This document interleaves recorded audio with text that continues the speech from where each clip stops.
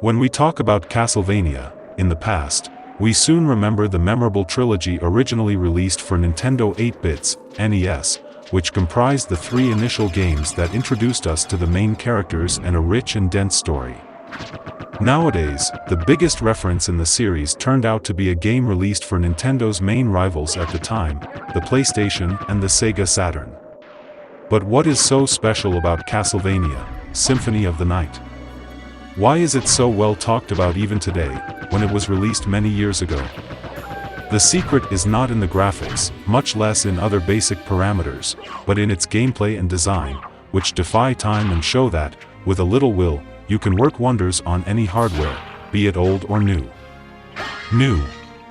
Symphony of the Night tells the story of Alucard, son of Dracula, who awakens from his sleep amidst the events surrounding Richter Belmont and the new appearance of Dracula's castle. Shaft, a powerful mage who was defeated by Richter many years ago, in the game Dracula's Curse, for Nintendo 8-bits, also returns and casts a spell on the vampire hunter, taking command over him. Alucard's mission is to defeat Shaft and bring Richter to life before it's too late, as well as going after his father. The game's story evolves as the player progresses, so expect some cool revelations, with characters appearing all the time and a surprising ending. The game has a mechanic very similar to Super Metroid, which ended up generating the nickname Metroidvania for the games in the series that contained this type of design. The game has a huge, gigantic map, which is revealed as you advance, gradually showing the minutiae and details of areas that are often hidden and imperceptible at first glance. Basically, in that light, it's a Metroid with other characters and a completely different theme. Alucard makes use of various equipment, ranging from swords to hammers, knives, clubs and everything else that can be found in the scenario. In addition to weapons, armor of the most different types and accessories that give certain abilities and advantages are also part of his clothing, all found during the exploration of the huge castle. A curious fact is the possibility of putting a weapon in each hero's hand, depending on the weapon's class. So, we can use a sword and a knife as weapons, or change the knife for a shield and make a lot of interesting combinations.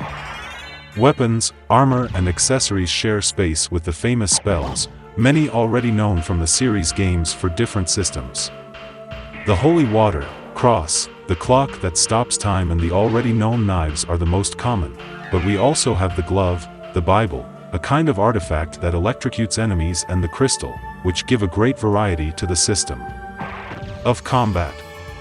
In addition to these secondary spells, we have the powerful invocations that are learned through scrolls found in the castle.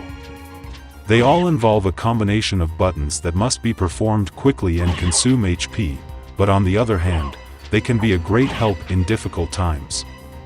Some weapons also guard secret techniques, greatly increasing the range of hits for the son of Dracula. There's not much to say about the graphics. Rowing against the tide of polygonal graphics, the guys at Konami decided to opt for 2D, but they took great care in the movement of the character and enemies, making Symphony of the Night one of the most beautiful games even by today's standards. The 2D system did a hell of a lot for exploring the castle, as the dynamics of hidden passages, conquered skills and secret rooms give all the charm to the game. Playing Castlevania Symphony of the Night is a ride.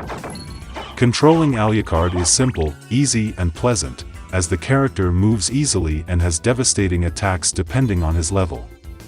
Yes, it is possible to evolve Alucard, which ends up increasing its amount of energy in MP, like in an RPG.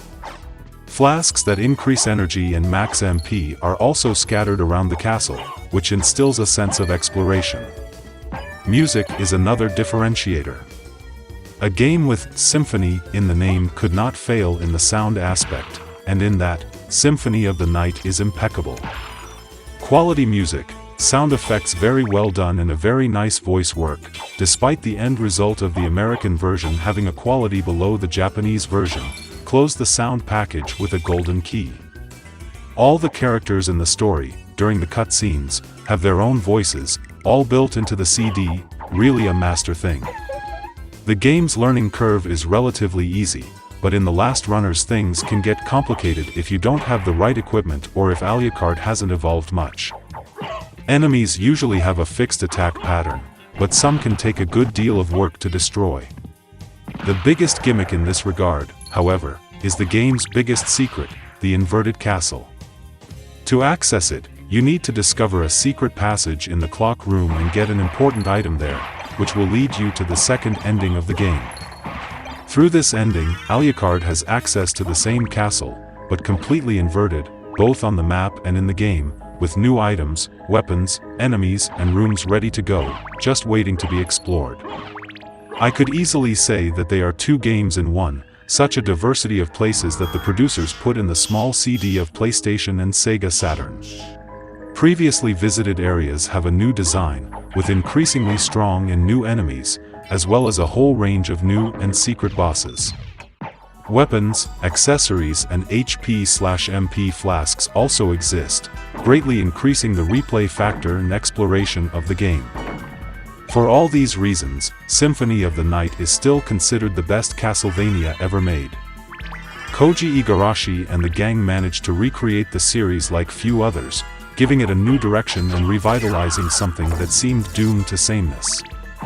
So much so that subsequent games for Game Boy Advanced and Nintendo DS followed this same pattern, greatly increasing the series' longevity.